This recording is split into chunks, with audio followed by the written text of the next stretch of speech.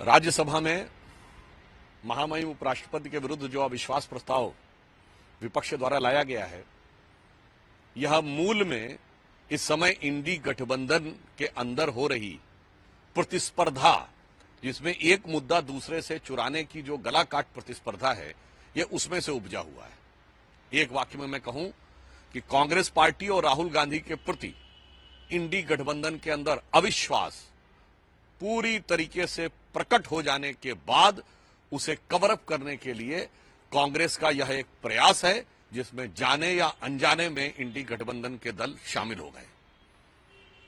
यह तो हुआ तात्कालिक कारण, और दीर्घकालिक दृश्य देखें तो हम यह कहना चाहते हैं कि यह एक लंबी प्रक्रिया है, जो हमारी पार्टी ने लगातार आरोप लगाया है कि विदेश से बैठी हुई शक्तियां, जिसमें ओसीसीआरपी जैसी संस्थाएं, सोरस फाउंडेशन जो काम कर रहे हैं, विगत 7-8 वर्षों का इतिहास देखिए, भारत की व्यवस्था की हर चीज के ऊपर आघात किया जा रहा है। सबसे पहले इन लोगों ने एयरफोर्स पे आक्षेप किया राफेल में, फिर इन्होंने अव्यवस्था उत्पन्न करने की कोशिश की, अविश्वास उत्पन्न करने की कोशिश की सेना के ऊपर,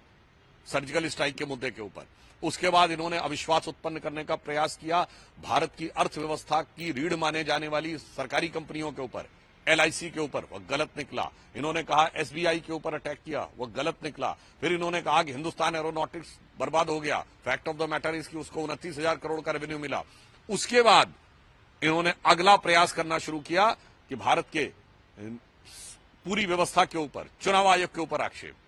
फिर ईवीएम के ऊपर आक्षेप, और अब वो उभरता हुआ संवैधानिक पदों के ऊपर आक्षेप तक आ गया है। यानी अगर पिछले 7-8 सालों का क्रम देखिए तो क्रमशः एक के बाद एक भारत की व्यवस्था के भिन्न भिन्न आयामों की गरिमा को कम करने के एक सुनियोजित षड्यंत्र का हिस्सा दिखाई पड़ रहा है। और इसलिए हम ये कह सकते हैं कि कांग्रेस सोरस की जो लैंडमाइन या सबमरीन